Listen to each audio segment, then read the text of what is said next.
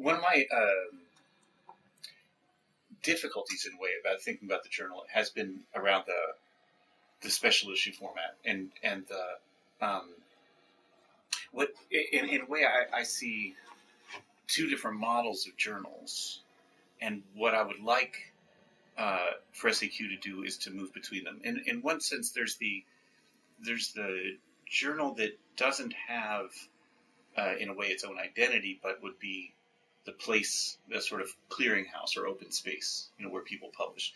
And at the other pole is the kind of journal that I've had experience with before,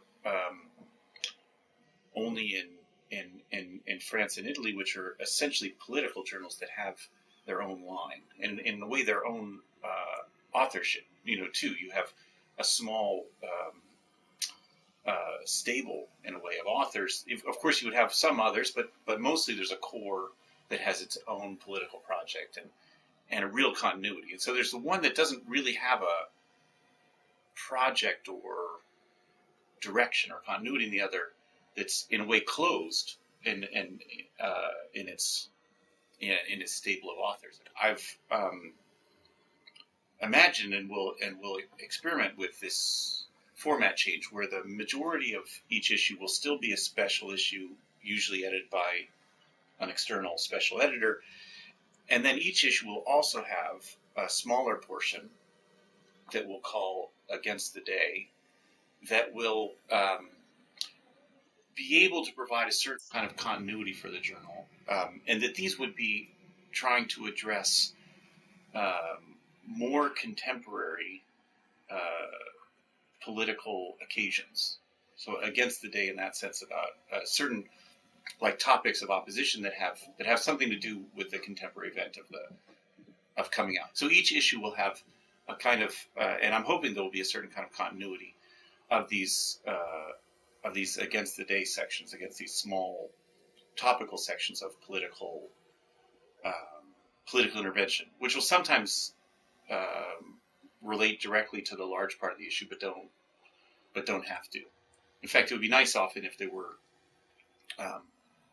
sort of more scholarly treatment in the large section of one issue that maybe is then taken up in a more interventionist state in another. Like I could imagine around, for instance, a UN climate summit, there could be one could have more scholarly treatment about climate change and the issues involved, and then you could have political or even activist intervention in the smaller sections, which it also occupy what seems to me an interesting space, and actually a space that I don't think exists enough right now for writing, which is that it is, of course, tied to a certain kind of academic reflection.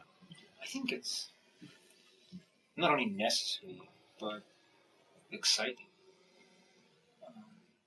SAQ, as I say, is not only open to things, and it really does take on the kind of character of a certain kind of imagining.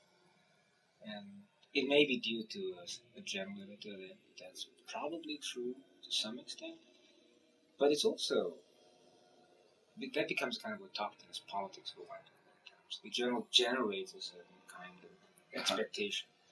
So I think you're right to do that, because special issue formats work well, and they have worked well. And if I had the time, I'm not sure I could have come up with a better format.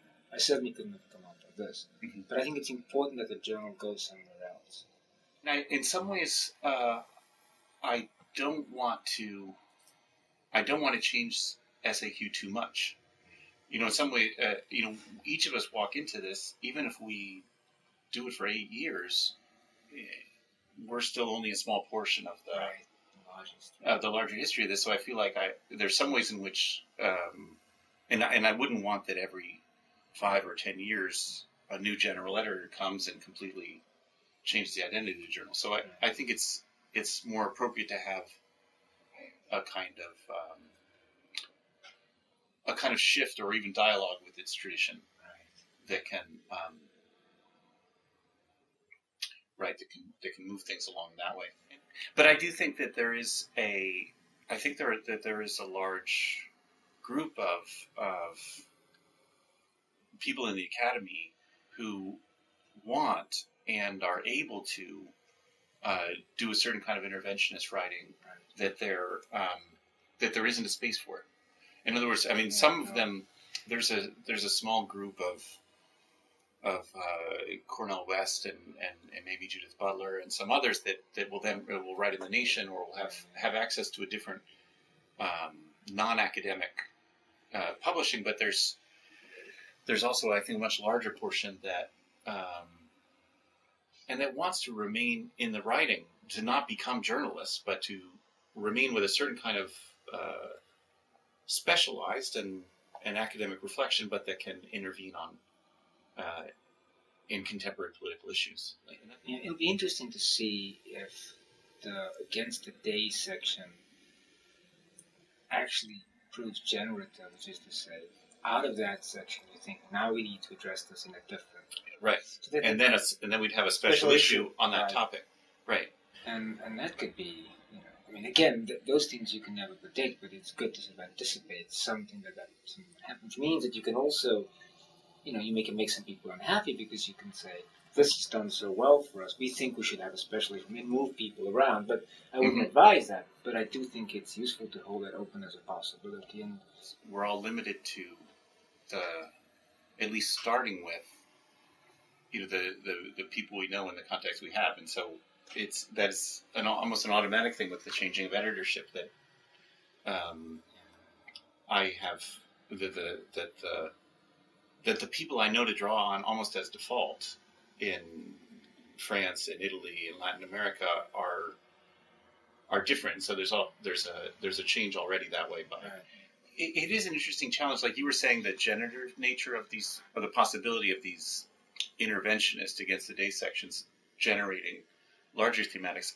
I would really like that to happen, because I think one of the challenges we face with all of academic journals now is about continuity and the identity of the journal, because since everything's available online, there's a tendency for people to read just specific essays, just specific authors, or even searching by keywords or something like that, and not either think about the coherence of the issue or even of the journal. And so I'm hoping that by drawing certain questions, even creating almost conversations, from issue to issue, and even using the difference between these, the longer scholarly section and the shorter interventionist section, to having a kind of relays that might draw readers into the continuity of the journal and the identity of its discussion, rather than simply picking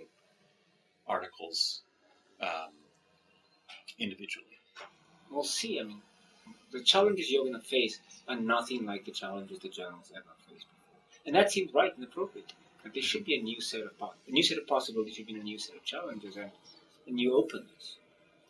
I'm very glad you're taking over, because I think you're the right person for the journal at the right moment. It needs this, and it's a good time for me to go. So I'm, bon voyage, buena suerte, and all those good things, and good luck.